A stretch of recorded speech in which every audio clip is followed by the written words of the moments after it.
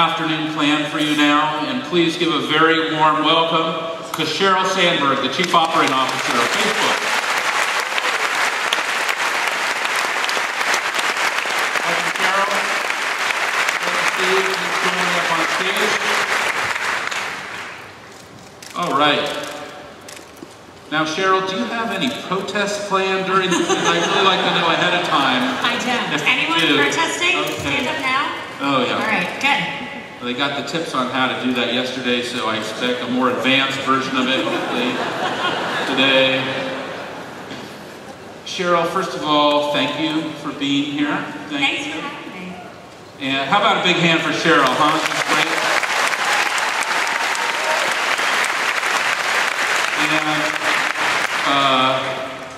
You know, I thought about all the great people I wanted to have here at Dreamforce, and this is not your first Dreamforce. You were here a couple of times before. You've always supported us, you've always given us your time, and always given us your insight, so thank you very much for all of that. Really, really appreciate that. Thank you for having me, and also Salesforce has been a great partner to Facebook, and you've been a great friend, so I'm excited to be here. Well, you know, what my goal of this interview is for everyone in this room and online to understand, you know, like I do, that you're truly one of the great leaders of our industry and also just one of the great people. And I just want to kind of open up so we can give them, you know, a snapshot of your personality so they can experience that tremendous warmth that I receive every time that I have an opportunity to interact with you. I have even had a chance to speak to incredible people who've worked with you in the past, including I had an amazing conversation this summer with Larry Summers. And I mean, it's amazing that it goes back to, I think you were 18 or 19 years old when you met him, and then you would go on and work with him in government, and then he helped kind of bridge you into the technology industry. And here you are now as the CEO of Facebook, and it's so exciting that when I talked to him, he was so proud of you, and he always knew that you were going to have this incredible success, and when he saw it get created, it just, you know, warmed his own heart. Tell me, did you always have that feeling? Did you always knew that you were going to be one of the most successful women in the world? No, of course not. You know, I just finished writing an entire book telling women that they should be more self-confident, telling men and women that we all should stop underestimating women.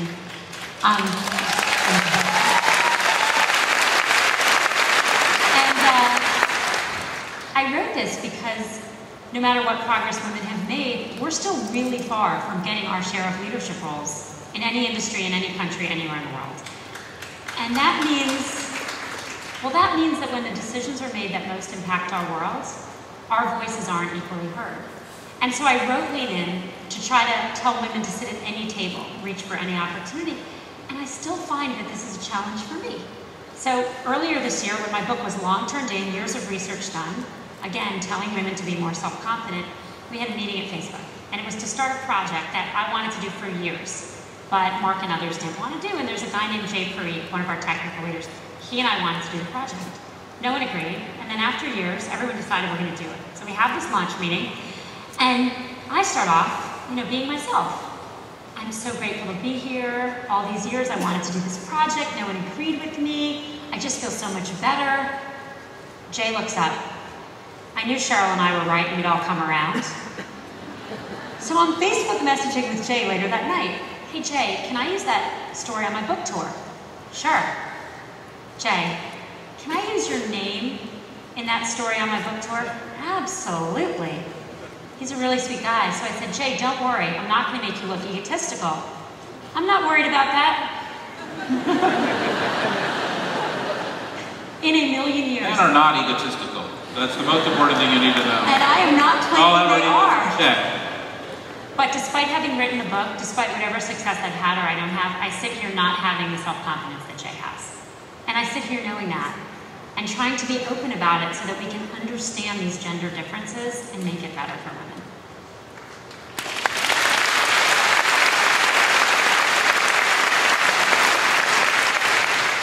Where do you think comes from. Where is that born out of? Where is that? What is the source of that insecurity that you're articulating? Yeah. It's stereotypes and it's culture. And what's striking now, having been all over the world talking to women about Lean In, is that cultures are so different within our country, within the world, China, Korea, France, the United States, except for one thing. Our stereotypes of men and women are actually exactly the same. Everywhere in the world, we believe men should be assertive, aggressive leaders. Everywhere in the world, we believe women should speak when spoken to, raise their hand, give to others. I'm going to ask people a question. I think I can see people. If you're a man in this audience, please raise your hand. Can we get some light so I can see? Please raise your hand. No, don't raise your hand yet. I'm sorry. Do I need light? Hey, that's actually right there. Isn't that actually a huge observation, right? Right there. Right. So if you're that in schools. A man in the audience, please raise your hand if you were called bossy as a child. Bossy. If you are a woman in this audience, please raise your hand if you were called bossy as a child. Okay, we're not children anymore, we've grown up. If you're a man in this audience, please raise your hand if you've been told that you are too aggressive at work. There's always a few. If you are a woman in this audience, please raise your hand if you have been told you're too aggressive at work. I really want everyone to take a minute and look at that result. When a boy leads, we don't call him bossy because we expect him to lead, but when a little girl leads on a playground, we call her bossy. We start communicating to little girls that they shouldn't lead. And when they grow up, we tell those women they're too aggressive, and we tell very few men. The good news, and this is why I wrote Lean In, is we can change this today. Every single person in this audience can change this today, and here's how. There's a man who works for me at Facebook, and this is not a joke. He started the conversation with me by saying, I haven't read your book. Which is curious. I mean, if you worked for me, would you start the conversation? But let's leave that aside. He said, but I have been listening to some, not all of the things you've said all these years. So we did our 360 feedback. No, that is what he said. Facebook's an interesting place to be a manager. And we did 360 feedback, and he got feedback that a woman who worked for him was too aggressive. So rather than write too aggressive in her performance review, which has happened to almost every woman in this audience, they all raised their hands, he went back and asked the people, men and women, who gave that feedback, can I ask you, what did she do that was too aggressive? In the specific, what did she do? And they answered the question. And then he said, if a man had done exactly those same things, would you have thought he was too aggressive? And to a person, they said no.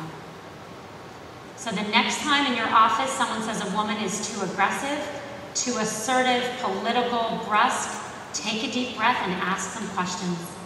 And the next time you hear a little girl called bossy, walk up to the person who did it, who might be that girl's parents, have a big smile on your face and say, your little girl's not bossy. Your little girl has executive leadership skills.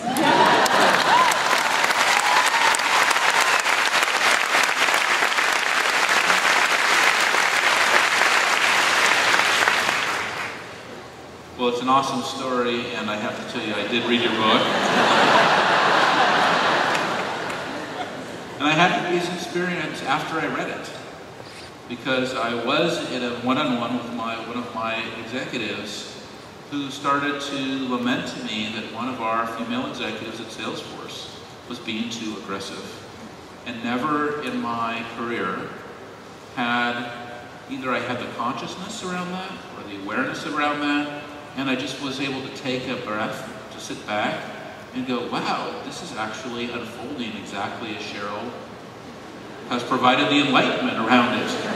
And it's a true story, and I sat there and I'm like, but what am I supposed to do now? You know? And I mean, what I did was I said, you know, I'm thrilled that she's being aggressive. I want everyone in this company to be aggressive. She's a phenomenal executive and a phenomenal leader, and we want to have her to do more of that. Okay, now, is that the right thing? That's awesome. A round of applause for Mark. Yes. But I just want to say to you, talk about insecurity, and by the way, just as a point of enlightenment for you, women are not the only ones who are insecure. There's another group as well. We won't go to we won't identify who they are at this point. And but I wasn't sure what to do. I was not, in business school. I didn't go to business school, but I did attend. I had an undergraduate kind of pseudo-business degree, and I'm hanging in there with it. But it's holding you back. But let me tell you, the funny thing is I didn't completely know what to do. That's right. I did not. I read the book, and I'm like, okay, I know. I need to just take a stance here and say, it's a phenomenal executive. We want aggressive executives, and you're right. I never had anyone say that about a man in the company. So what should here I am, the quote-unquote CEO, having a one-on-one with one of my subordinates, what am I supposed to do?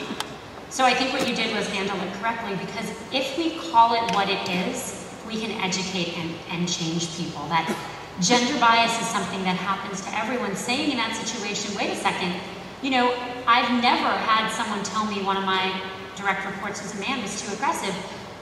We're all biased, myself included. That feedback is very specific to women. Let's get specific. What did she do? What's happening with gender is exactly what you say. Here's what we know. We know that there's been no progress for women in corporate America for 10 years. We know there's been no progress closing the wage gap for 10 years. Women make 77 cents to the dollar, men do. And how do we handle this?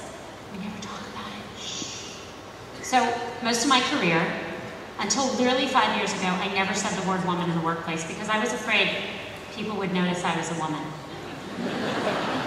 And more seriously, you never say the word woman because you feel like the person on the other side of the table is going to think you're whining or asking for special treatment. We're about to sue them. For men, it's even worse. You're terrified to say the word woman. You're afraid you're going to get sued, attacked, complained about. And we are solving no problems with that. So what Lean In is trying to do is get CEOs like you to recognize gender and talk about it.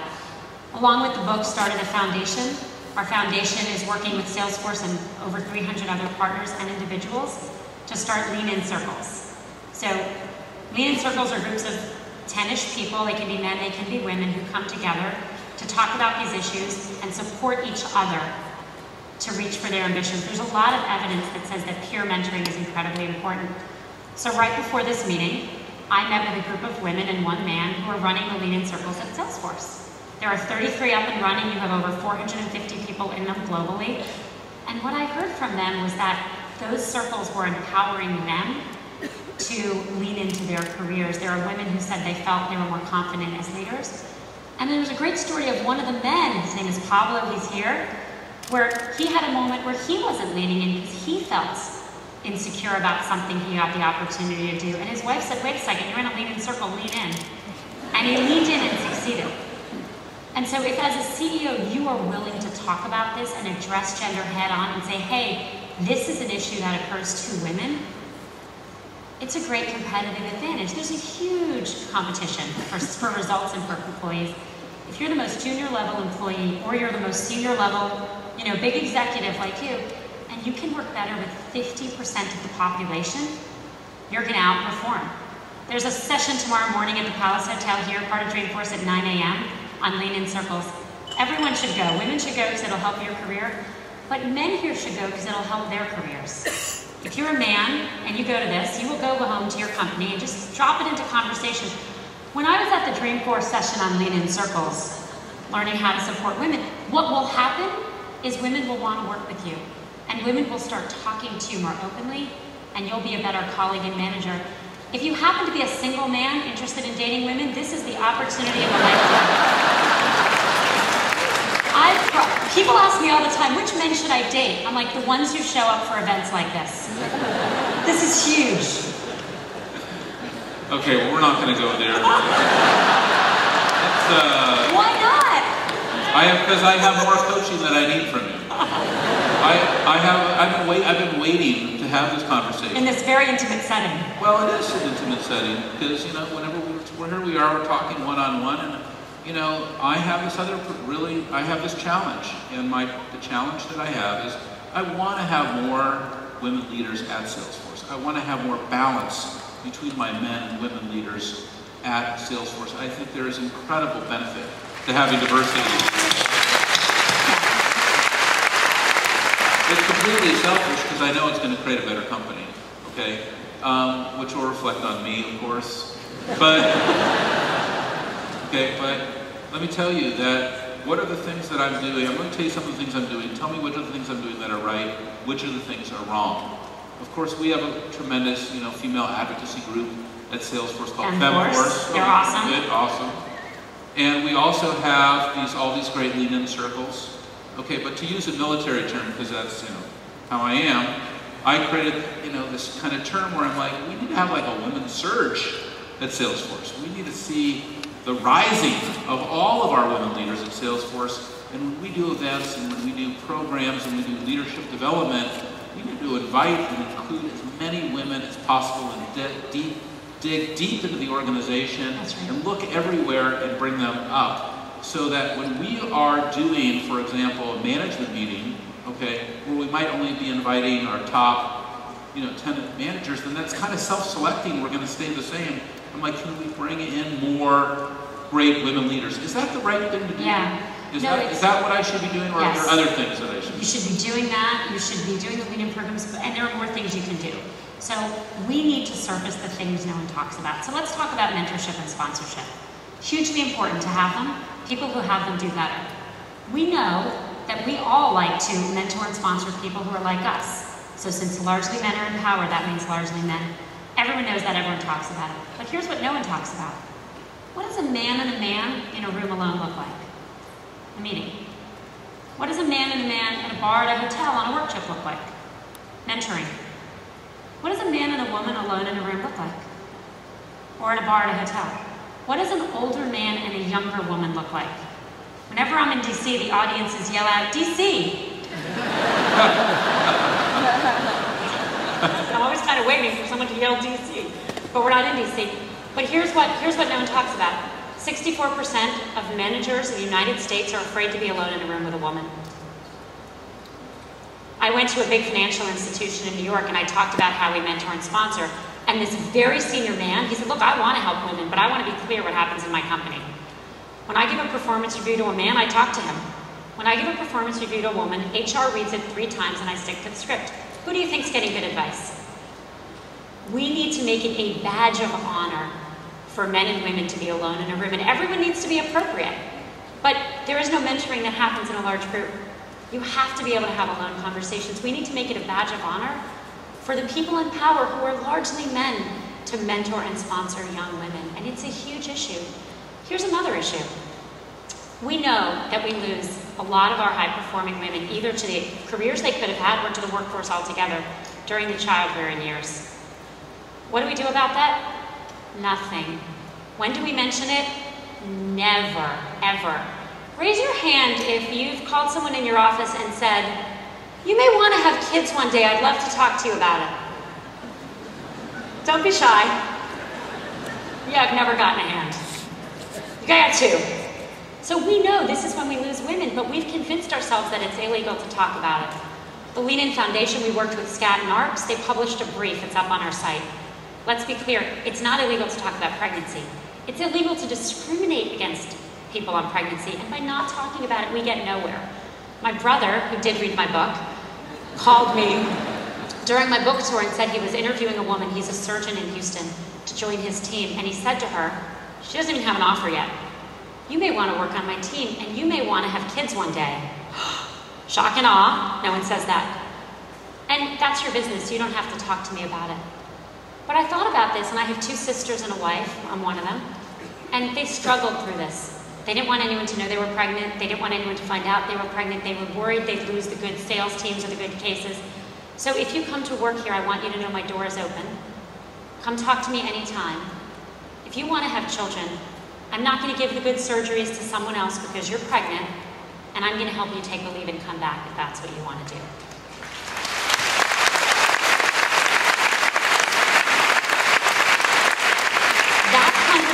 Is not just illegal, but it is best practices. Any manager, man or woman who has that conversation, you just got an employee's loyalty for life, and that woman is so much more likely to come to your company, to stay at your company, and to come back.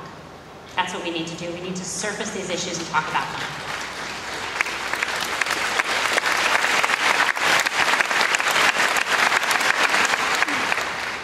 You know, in my example, I told you that, you know, I thought we should do this kind of surge, and then I got an email from one of the women that we invited to our very top leadership program. And it's a meeting that I conduct 4 times a year with our top, you know, between 75 and 100 executives.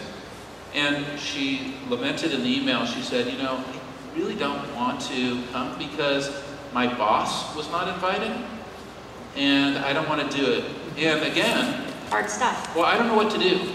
So what should I say at that point? And how do I, you know, I have this goal, you know, that you're helping to motivate and you're giving me confidence that I can achieve it. But what am I supposed to do at that point? What is the right thing to respect how she's feeling, and also to respect my need, which is to create this greater diversity in my team? Every time we raise gender, and every time we do anything on behalf of gender, the threat is that we're creating an unlevel playing field. Is it fair to her boss that she gets to come to your senior management meeting and he doesn't? And people have very different reactions. So I get asked to be on corporate boards, and I can't join any more boards, so I say no. And 100% of the time, the person on the other end of the phone, usually the CEO, the next sentence is, "We're looking for women, can you help find someone?" Now, I take that really well, because I would think boards need more women. I'm fine if, I think the only way they get there is by being assertive about it and explicit. Half of my friends who get those calls are insulted. When the phone hangs up, they're like, oh, they only wanted me because they're a woman.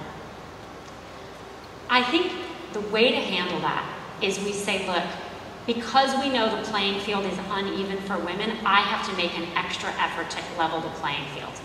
There is bias and discrimination against women all the way up, and you're right.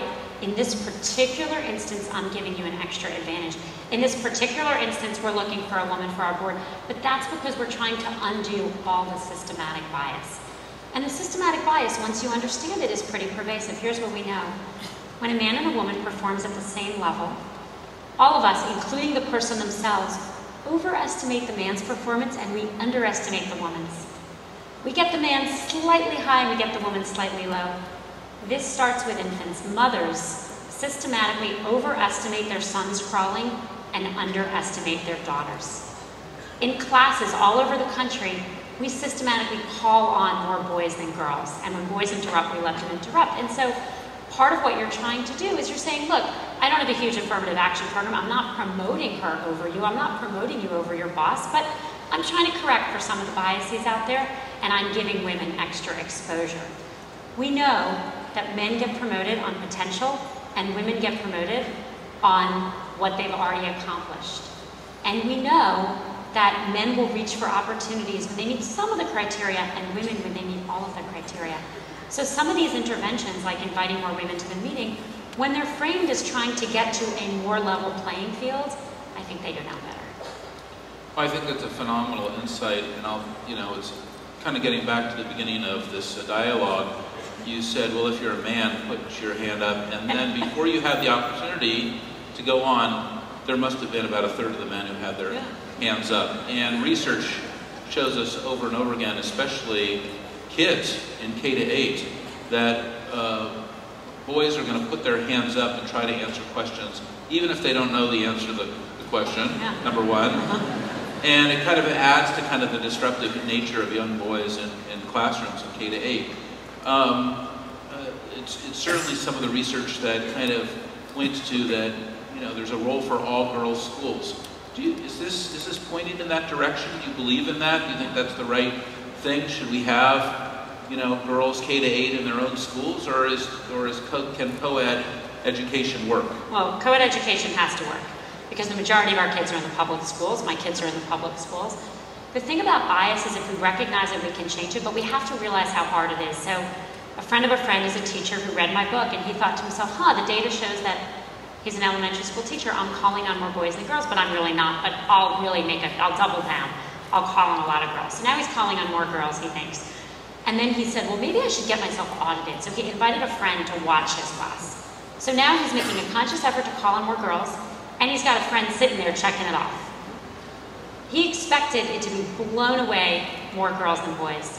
Do you know what the numbers were? 70-30 boys. Now, that teacher, that shows you two things. It shows you how hard it is to overcorrect these biases, but that guy's gonna do it because he just got himself audited and he's gonna bring a friend back a month later to see if he can do it. And so again, the nice thing about all of these stereotypes is that we can change them so quickly. You can change the word aggressive, how it's used in your workforce today. We can change how many boys and girls we call on today. And that's part of what I've been really excited about since the book came out. It's not just the book, but the change we see in people's lives. The CEOs who complain to me, and this happens a lot, to be fair and honest, Mark is not one of them, who say to me, you are costing me so much money because all the women in my company want to be paid as much as all the men. To them I say, I'm not sorry at all. That's fantastic.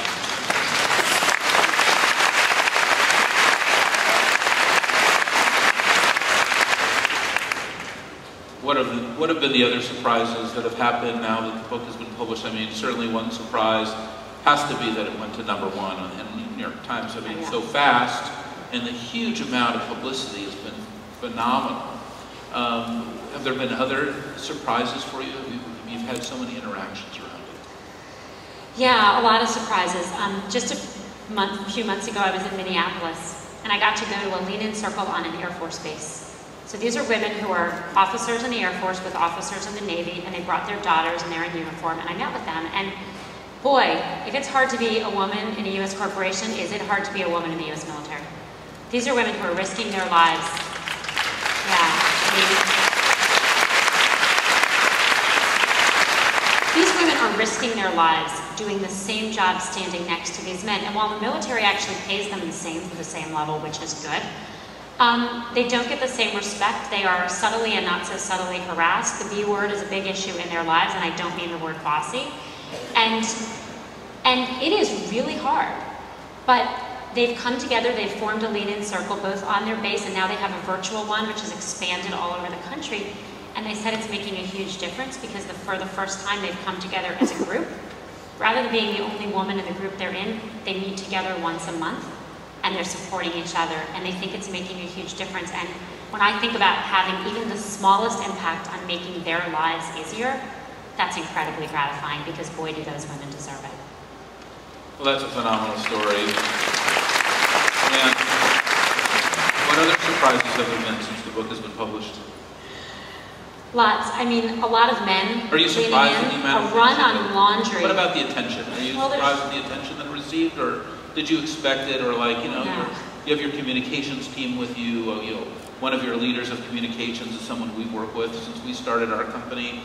You know, did they all come to you and say, "Oh, this is going to be unbelievable, get ready," or did you go, "Wow, everyone wants to know about this"? No, I wrote a hardcover nonfiction book on feminism, so. You know, those don't usually fly off the shelves. It's going to be its own category now, hardcover nonfiction on feminism. There's, okay. But actually, no, look, I've been very surprised, but I feel really gratified that the conversation has happened because we need conversation, we need debate, because unless we do, this doesn't change. The other thing that's been really surprising has been the run on laundry detergent I've caused in the country. How so? Can you tell us about that? Glad you asked.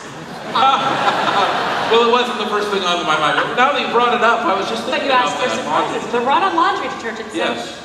The data shows that when men are more active partners in their marriages, their wives are happier. Happier couples have more sex. So I've been telling men all over the country and the world, if you want to have more sex with your wife, don't buy flowers, do laundry. And this works. Apparently there are men wandering around supermarkets, where's the laundry detergent? A friend of mine told me that she asked her husband to do a load of laundry and he had seen me interviewed, so he kind of picked up the basket and he turned around and he said, "Is this Sheryl Sandberg laundry?" No. Is this foreplay? Because if this is foreplay, I'm in. But if this is just laundry, there's a game on. Okay, well, we're not going to get Mark's going to run out of here and go home and do some laundry. Yes, I am. Right after y'all attend know? the lean-in circle session tomorrow, y'all should go home and do laundry too. This is proven stuff.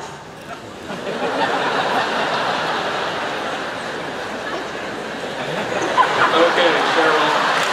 Thank you for that, Sheryl. I almost wanted to right now, but I'm not going to. So, we've talked about a lot of, I just want to stay with the book for just a second more. It's getting interesting, huh? It's getting better. It's getting better. More surprises? Look, the surprises section turns out to be the best section. Yeah.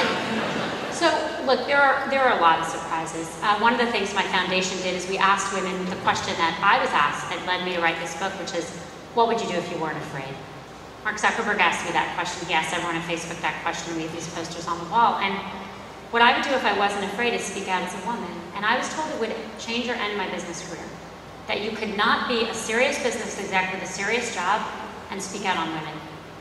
Men write books all the time when they're in business, but this was different. I was writing a business book about women, and I would never survive. And I'm glad I did it because it was true to myself, and I think it mattered. And so we've gone out and we've asked people, what would you do if you weren't afraid? We've asked people to take pictures and post them on Tumblr and Facebook and everywhere. And there was one I loved. There was a 16-year-old girl who wrote that she's afraid all the time. She realizes she's afraid a lot. And she realizes she can't conquer every fear in the moment. So she's created a little fear notebook for herself. She carries it around. And every time she's afraid, she writes the thing down. And if she can't get herself to do it right then, she's just going to spend the rest of her life, and she's going to check off that list. That 16-year-old girl has inspired girls and boys around the country. She wrote her story. We've had an amazing reaction.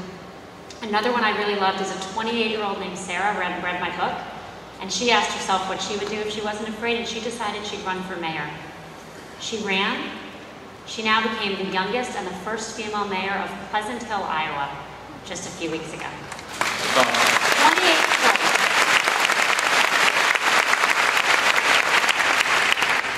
We've now brought that up now twice, and it sounds like that's the title of your next book. What would you do if you were not afraid? And you also mentioned at the beginning of the interview that you think a lot of women are not pursuing their dreams because they are insecure, which is also fear. So, you know, again, is that fear coming out of society and culture? I mean, this is now, you're getting quite specific about what this is. This isn't just some kind of cultural norm. This isn't just some kind of built-in stereotype. This is now, you're really starting to make a pretty dominant case that it's something much bigger, that there's too much fear inside women. Is that what you're saying? Too much fear inside women, too much gender bias and discrimination in all of us, and vastly different expectations for men and women. So women are always asked, how do you do it all? Men are never asked that, ever. I'm asked that in every interview I do. Men are never asked that. Now, why are men not asked that? Because we assume, what we mean is all means career and family, and every man assumes and can have both, and every woman thinks she can. Which is stupid because 70% of mothers in this country work. Most work full-time because they have to. So we have this messaging of you can't do it all, but you have to do it all to make ends meet for your family. The messages we send to men and women are so vastly different. Think of a career as a marathon. Men and women get to the start of the starting line equally fit and trained, right? The gun goes off. What voices do the men hear as they're running? The men hear, you've got this, keep going, good start. What do the women hear? From the day they enter the workforce, women hear voices which are saying, are you sure you want to start a marathon you might not finish? Don't you want kids one day? Does it make sense to do this? You know, the race goes on, the voices get louder. The voices get louder for the men. You've got this. You've got almost the finish line. It's right there. The voices get louder for the women. Should you be at work when your kid needs you at home? Again, men in the audience, raise your hand if anyone's ever asked you, should you be working? Go ahead. Should you be working? Women in the audience, raise your hand if anyone's ever asked you, should you be working? That needs to change because we need our partners to be equal partners.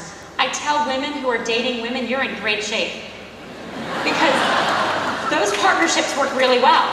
They split chores evenly, they both do equal housework and childcare. But in the United States today, a married couple who both work full-time, the woman does 30% more housework and 40% more childcare than her husband, which means she has 2 jobs and a man has 1. And my message to families is we should change this not just for equality's sake, but because it's good for children.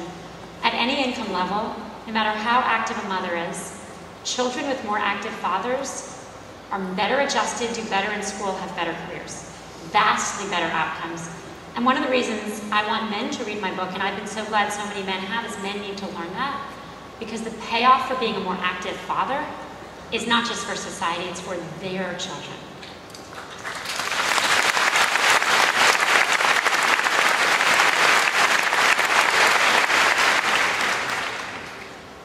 Well, it's outstanding coaching, and you know, it's your coaching society. You're coaching different points. You know, in some ways, you're saying there's too much fear. You're saying there's too much insecurity, and not enough help. Not enough help. Too much discrimination. Too much discrimination. Too much bias. Too much bias, and also expectation setting around this is what is expected of you. That's right. Is that, are these two things now kind of, is this the yin and yang of the problem? Yes, and that's why we can change it. Because stereotypes are tremendously reinforcing.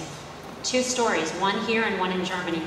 One of the reasons I wrote Lean In is I brought home with my husband, Dave, who you know, a tape of all the US presidents for President's Day when my daughter was 4. And she listened to the tape, and she looked up and said, "Mommy, why are they all boys?" And I have a friend in Germany, she has a 5-year-old son. Last year he said to her, "Well, I can't be chancellor, I'm not a girl." All this takes is more women in leadership roles. If we see more women lead, we will start to expect leadership, and we will stop telling women they're too aggressive.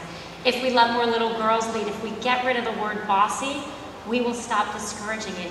If more people see women in all of these positions of power, including at your conferences, where I think you're doing a wonderful thing to invite more women there, they will start to expect women to be there. Well, I want to ask you, now that you brought this up, do you think women are leading differently once they get into these positions of power? You mentioned Angela Merkel, and I think that we can point to, we're in a world today that needs to rethink its environment, needs to rethink energy, and you've probably noticed recently that German energy stocks are really taking it on the chin because you have this phenomenal chancellor in power there who has shifted the balance of power, metaphorically, from kind of traditional fossil fuels to more alternative energy than ever before. You know, she was willing to, as you use your words, lean in and kind of go against the status quo and say, we want more wind, we want more solar, we want more, you know, biofuels, we want all these things because our environment is at risk. Is it the women who are going to create the future of the world? Are women what we need to create a better environment? Are women what we need to kind of transform from this really dark place that the world is heading to a more light place? I believe that if we had more women at the tables where decisions were made, we'd make better decisions. And there's a lot of data to prove that. Companies with more women in senior management roles have better outcomes. Sometimes people push back and say, you know, would the world be more peaceful? I don't think so. My answer is, let's try it. It's not going to get any worse.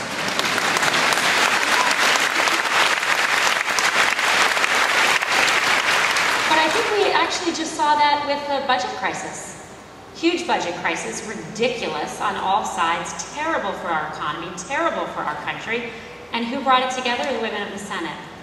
What would happen if these bodies were half women? I say, let's find out.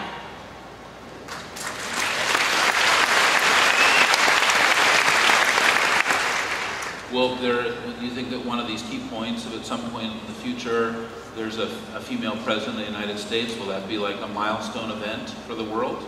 I think that will be a milestone, but it won't erase all of the issues. We now have a black president. We still have huge issues for men and women of color. We need to see all of these populations, women's, minorities, represented in the seats of power at the same level that they're represented in the rest of the community. A female president is a good start. I hope we get there. But we also need women in our corporations. Well, 2016 is coming up. Are we willing to get this going right now for you? Because I'm ready to go. How about you?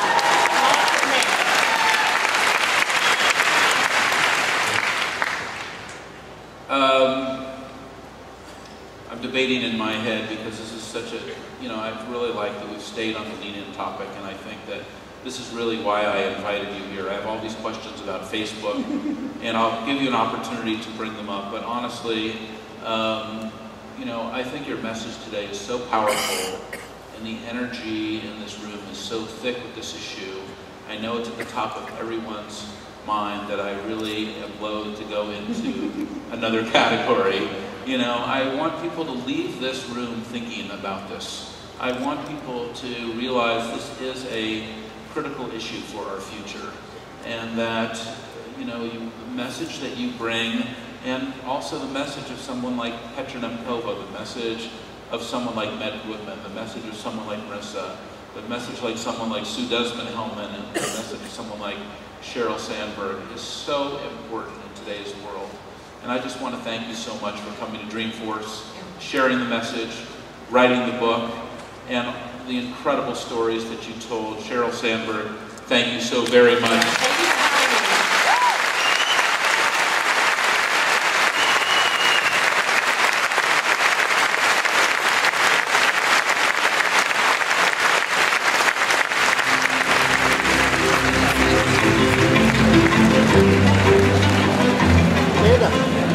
Today, right at this very moment, your customers are racing into the future and determining the future of your economy. And it all comes down to yet to come. It's the Salesforce. Where women. I